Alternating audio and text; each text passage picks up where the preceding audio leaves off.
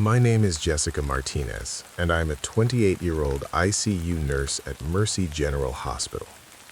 I'm telling you this story because I need you to understand that I'm not someone who scares easily. I've held the hands of dying patients. I've performed CPR on a teenager who'd been in a car accident. I've seen things that would give most people nightmares. But what happened to me on November 17th, 2024 was different. It was a Friday night, and my shift had run over by almost 2 hours. We'd had a multi-vehicle pileup come in around 9 p.m., and the ER had been chaos. By the time I'd finished my charting and handed off to the night shift, it was 11:43 p.m. I walked through the empty hospital corridors toward the staff parking garage, my feet aching in my sneakers. I'd been wearing the same pair of scrubs for 13 hours, and I could smell the mixture of antiseptic and sweat on my clothes. All I wanted was to get home, take a hot shower, and collapse into bed. But when I got to my parking spot on level B2, I remembered. My car was still in the shop. The check engine light had come on Monday, and the mechanic said it needed a new catalytic converter. They'd promised it would be ready by Friday, but when I'd called during my lunch break, they'd told me they were waiting on a part. Maybe Tuesday, they'd said. So there I stood in the fluorescent-lit parking garage, the hum of the ventilation system the only sound, pulling out my phone to request a ride. I opened the Ride Now app. I'd been using it for 3 years, ever since I moved to the city for this job. Usually pretty reliable, though the prices had gone up lately. Tonight was no exception. $34.50 for what should normally be an $18 trip.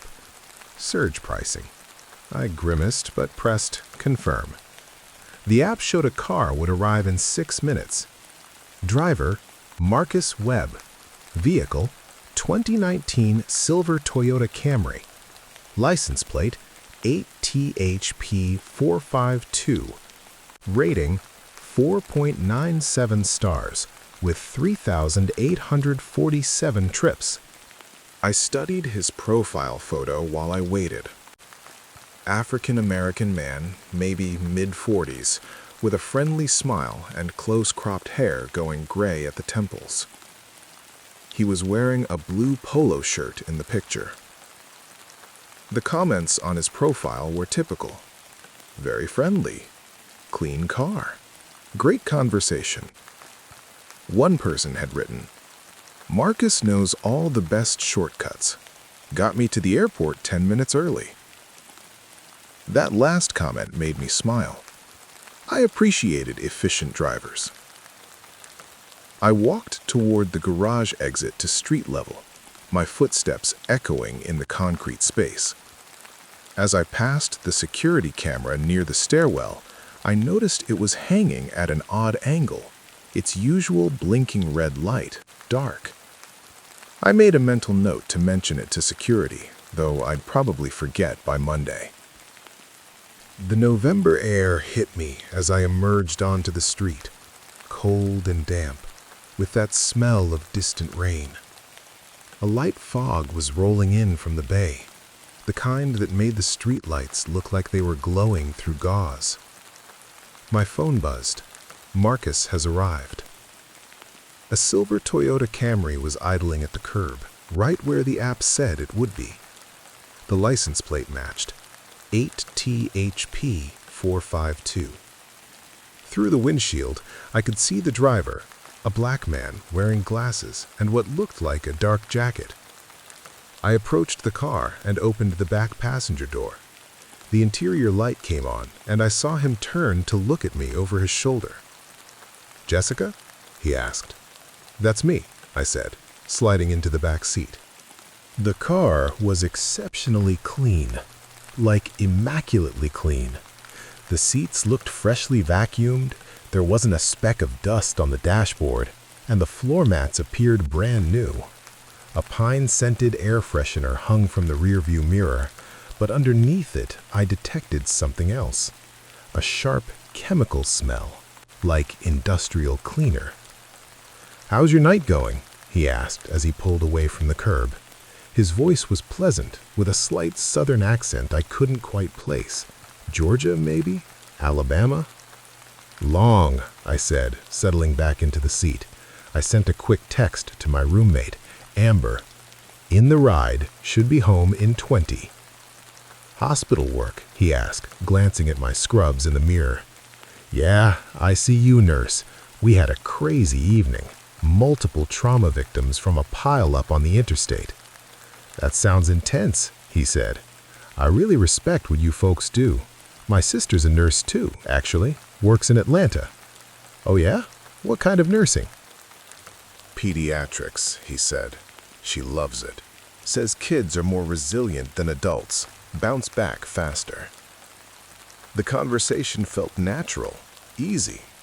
I relaxed a little, looking at my phone to check the route. We should be taking Madison Street to Highway 101 south, then exiting at Brookfield Avenue. Total time, 18 minutes.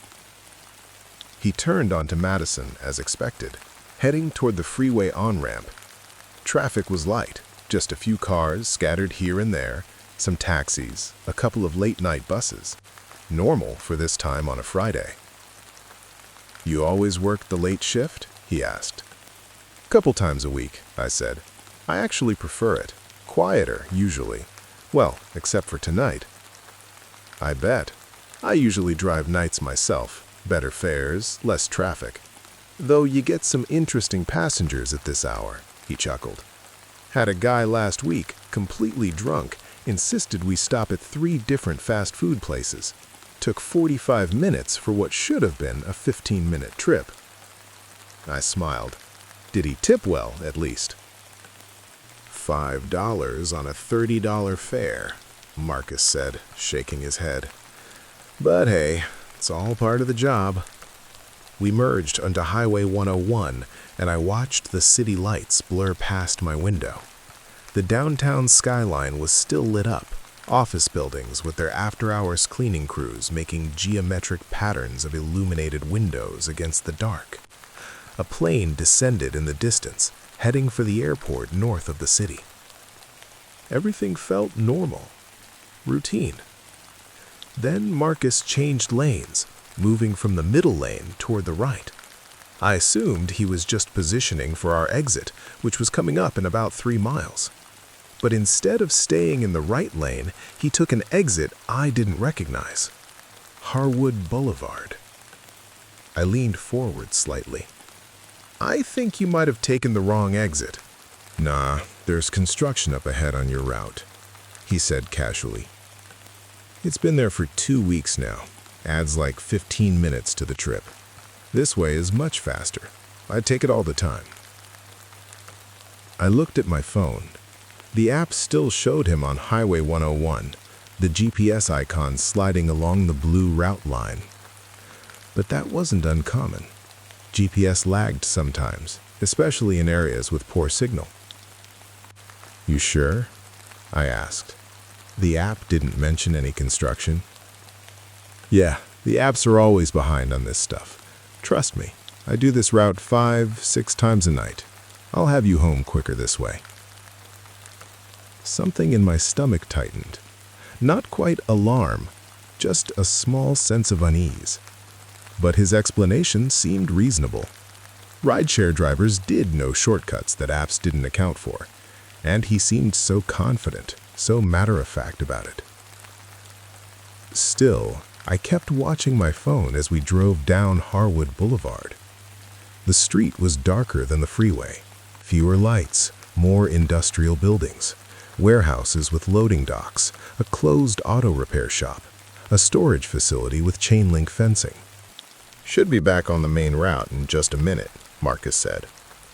But a minute passed, then 2, then 5. The buildings were getting more sparse now, with empty lots between them. The streetlights were farther apart, creating pools of darkness between each illuminated section. I hadn't seen another car in at least 3 minutes. I checked my phone again. We were definitely off route now, and the app showed it.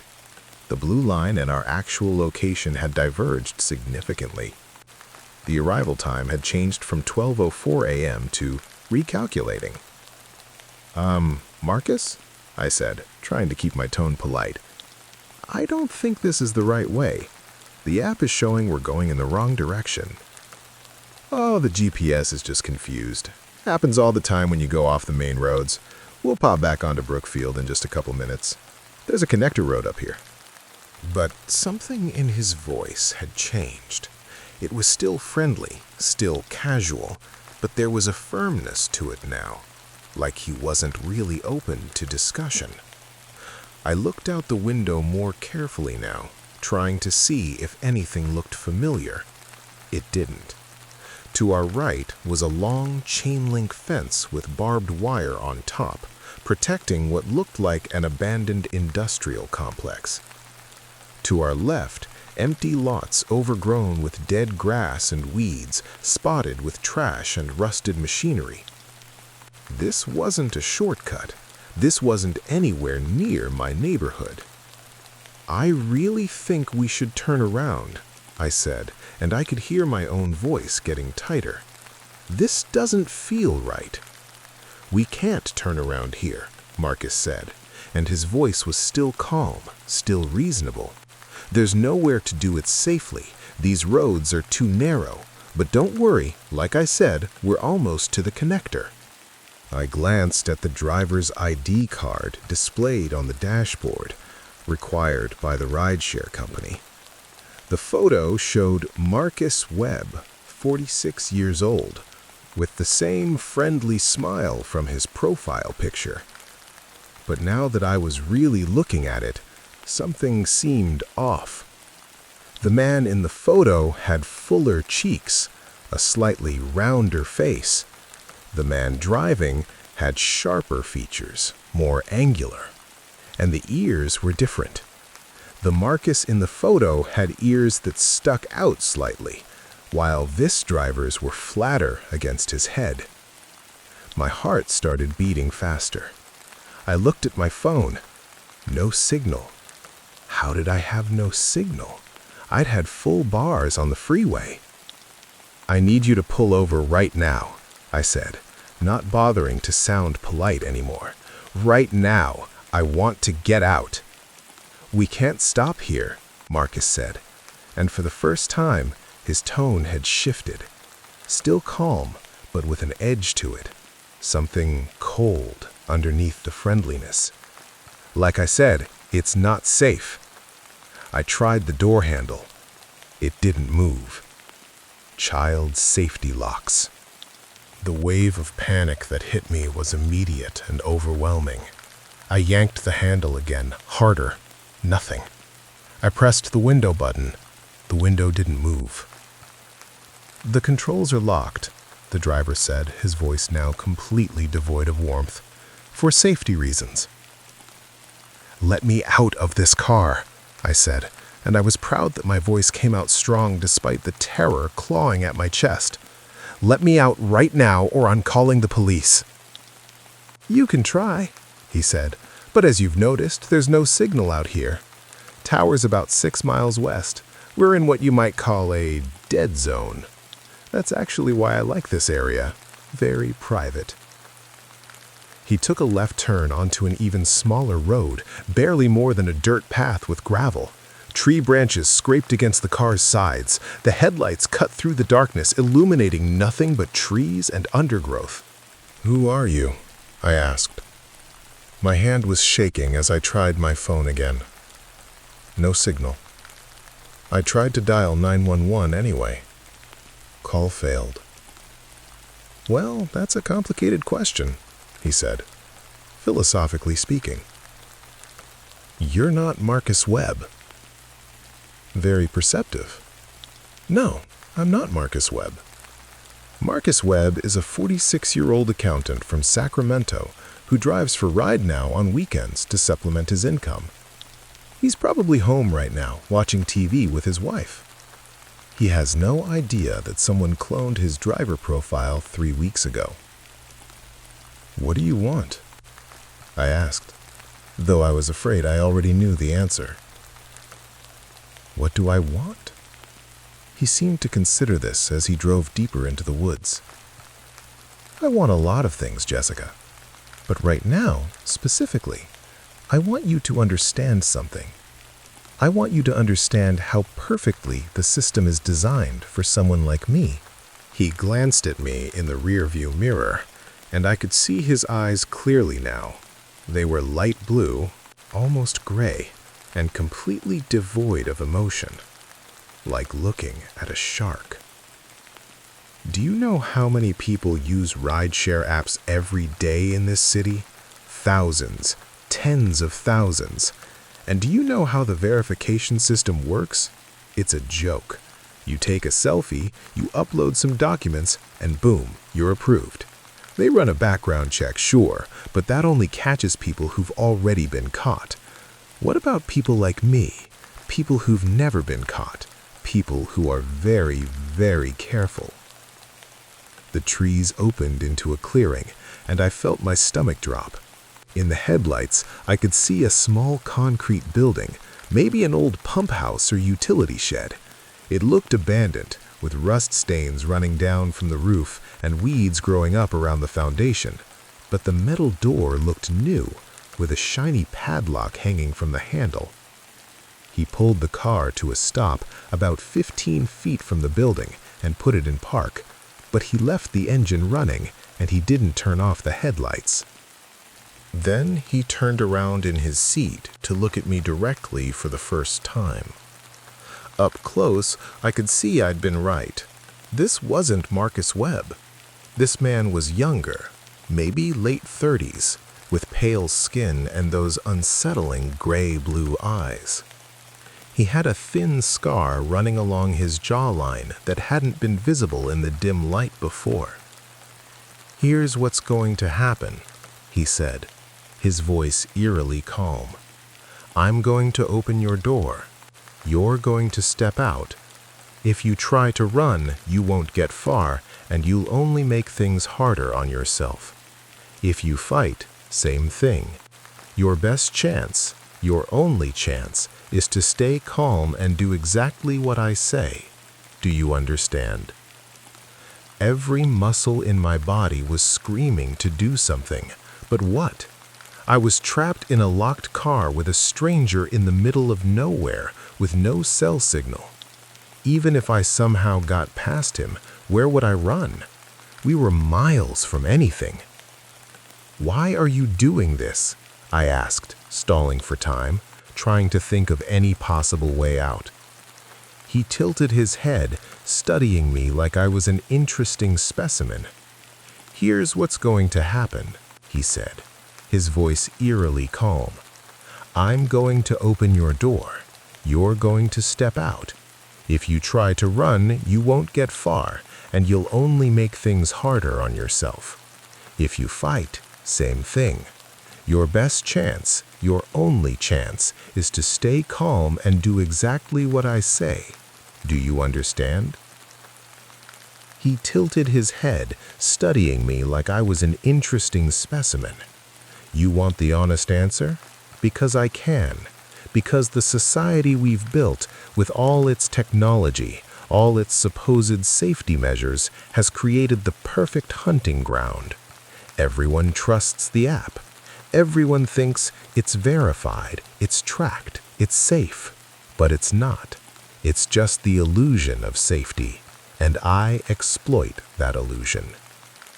He reached into the center console between the front seats and pulled out a syringe filled with clear liquid. My breath caught in my throat. "This is ketamine," he said, holding it up so I could see it clearly. "Veterinary grade. It won't kill you, that would defeat the purpose. It'll just make you compliant, calm, manageable. You'll still be conscious, still able to walk and follow instructions, but you won't be able to fight effectively. Think of it as a mercy."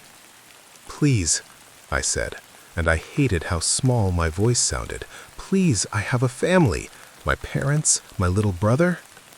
"Everyone has a family," he interrupted, sounding almost bored.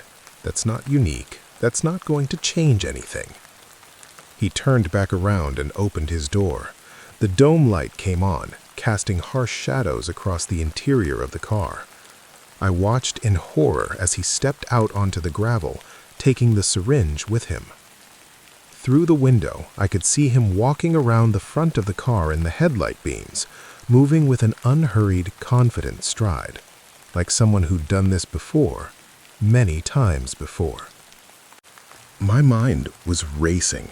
Think, Jessica, think. You're a nurse. You know human anatomy. You know vulnerabilities. You know how to handle violent patients. Wait. Violent patients? We had training for that. Yearly de-escalation courses, physical restraint techniques, where to position yourself, how to protect yourself. And I knew something else. Ketamine takes time to work when injected intramuscularly. Even IV, there's a window. If I could delay him injecting me, if I could create an opportunity. He reached my door. I heard the locks disengage with a soft click that sounded unnaturally loud in the quiet night. The door handle moved. This was it. This was my only chance. As the door swung open and he leaned in, reaching for me with the hand that held the syringe, I made my move. I'd been holding the shoulder strap of my seatbelt since he'd gotten out of the car, pulling out as much length as I could while keeping the buckle engaged. The moment he was close enough, I released the buckle and swung the belt outward with all my strength. The metal buckle caught him right in the face, not where I'd aimed for his eyes, but close enough. He stumbled backward with a shout of pain and surprise, dropping the syringe onto the gravel. I didn't think, I just moved. I launched myself out of the car, my feet hitting the ground, and I ran. Not toward the dirt road we'd come from, that was too obvious, too expected, but toward the tree line to the left, into the darkest part of the woods. Behind me, I heard him cursing, not shouting, but cursing in a low, angry voice that was somehow more frightening than if he'd screamed. Then I heard his footsteps crunching on the gravel, following. The woods were dense and dark, with only faint moonlight filtering through the canopy. Branches whipped at my face and caught at my scrubs. I could barely see where I was going, just kept pushing forward, away from the clearing, away from him. I could hear him behind me, not far enough behind. He was faster than me, and he knew these woods. I could tell by how confidently he was moving despite the darkness. My foot caught on something, a root or a fallen branch, and I went down hard, the impact knocking the wind out of me. Dead leaves and dirt filled my mouth. I scrambled to get up, but he was on me, his weight pressing me down into the forest floor. "You stupid bitch," he hissed in my ear, and his voice had lost all pretense of control now. It was pure rage. "You just made this so much worse for yourself. I was going to be quick. Now it's going to take hours." He had one hand tangled in my hair, yanking my head back. With his other hand, I could feel him reaching for something. Another syringe, maybe, or a weapon. My right hand was pinned under me, but my left was free. I clawed desperately at the ground, my fingers closing around a rock. It wasn't big, maybe the size of a tennis ball, but it was heavy and solid. I swung it backward over my shoulder, not sure where it would hit, just hoping for anything. It connected with something soft. His nose, maybe, or his mouth.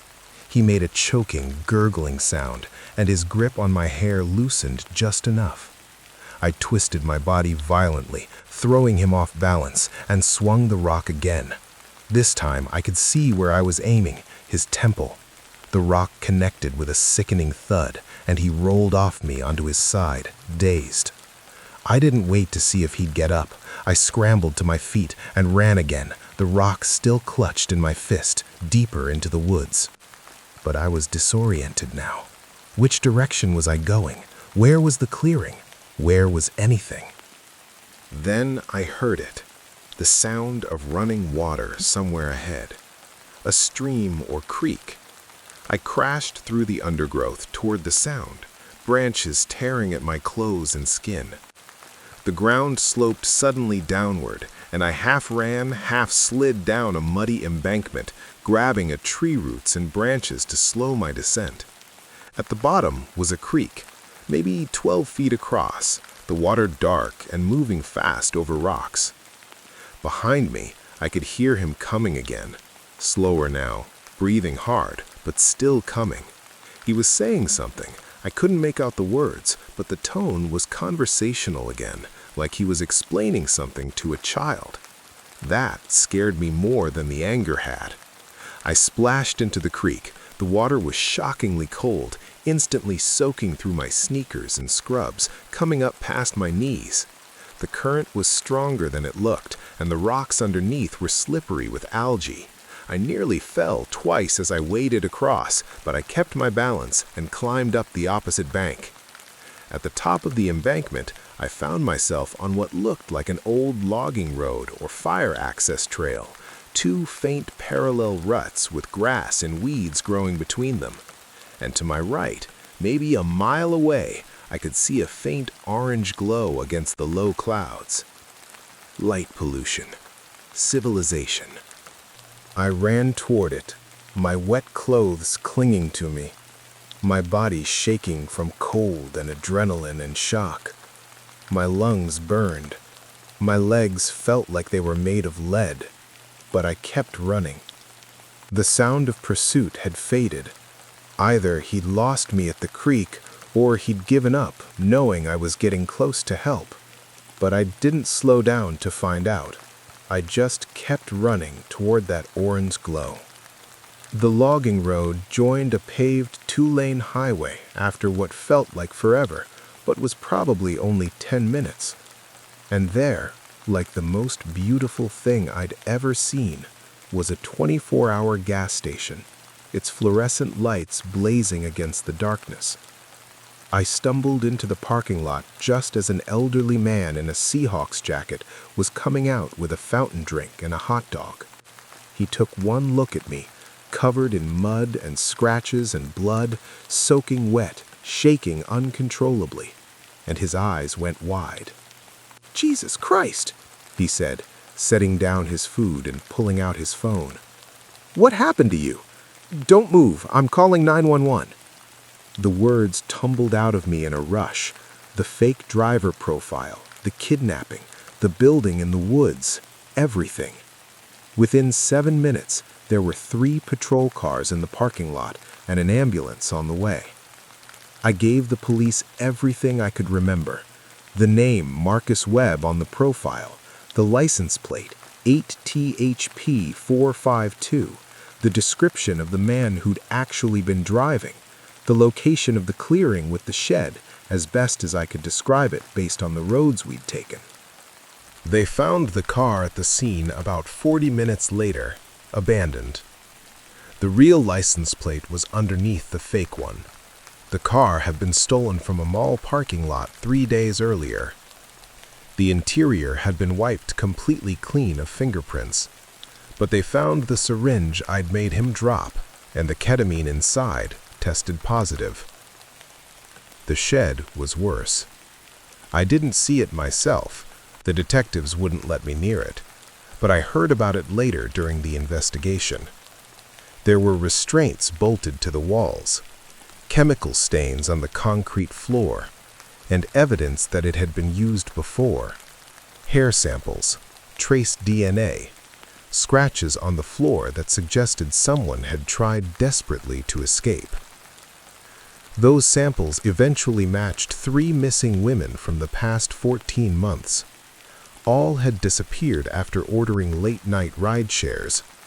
All had seemingly vanished without a trace, their drivers showing normal GPS routes to their destinations. But they never found him. The man who'd called himself Marcus Webb, who'd used a cloned profile, who'd stolen a car and modified it with child locks and window controls. He'd vanished into the night. The real Marcus Webb, when police contacted him, was horrified. He'd reported suspicious activity on his account 3 weeks earlier, rides he hadn't completed showing up in his history, money being withdrawn from earnings that weren't his. But the rideshare company's support system was notoriously slow. They'd opened a ticket, but hadn't acted on it. In the months after, there was a lawsuit. New safety protocols were implemented. Facial recognition verification before each ride. Mandatory dash cams. Emergency buttons that work on satellite signal. Real-time monitoring of route deviations. The rideshare company settled with the families of the 3 victims for an undisclosed amount. But none of that brings them back. I still use rideshare sometimes, though not often. I check the license plate 3 times against the app. I verify the driver's face matches their photo, looking closely at the ears, the shape of the face, any distinguishing features. I share my trip with 4 different people. I sit in the back seat behind the driver so I can watch their hands. I keep my finger hovering over the emergency button. And I never, ever take a late-night ride alone anymore. But here's what really haunts me. Somewhere out there, he's still out there. Maybe he's using a different cloned profile now. Maybe he's moved to a different city, a different region. Maybe he's found a new abandoned building, a new stretch of road with no cell signal, a new hunting ground. And there's someone else out there right now, standing on a street corner at midnight, watching a silver car pull up, checking the license plate against their phone, thinking, "It matches, it's safe, the app verified it." But they don't know what I know. They don't know how easy it is to fake, how perfectly the system is designed to be exploited by someone who's careful, someone who's patient, someone who understands that the technology people trust to keep them safe can become the very thing that delivers them into danger. I tried to get the police to release a sketch of the man, but without a name or fingerprints or any identifying information, there wasn't much they could do. He was just a ghost, a very dangerous ghost who knew exactly how to stay invisible. So I'm telling you this story now, sharing every detail I can remember, because you need to understand something. That little notification chime, that smiling profile picture, that 5-star rating, none of it guarantees you're safe. None of it means the person behind the wheel is who they claim to be. Trust your instincts. If something feels wrong, it probably is. If the driver takes an unexpected turn, speak up immediately. If they won't pull over when you ask, call 911 even if you think you don't have signal. Emergency calls can sometimes connect on different frequencies. And if the doors won't open, break a window if you have to. Better to pay for damages than to end up in a shed in the woods. Because I got lucky. I fought back at exactly the right moment. I found that creek. I stumbled onto that highway. The 3 women whose DNA they found in that shed weren't so lucky. And whoever gets into his car next might not be either. My name is Jessica Martinez. I'm 28 years old. I'm an ICU nurse at Mercy General Hospital. And I'm one of the lucky ones.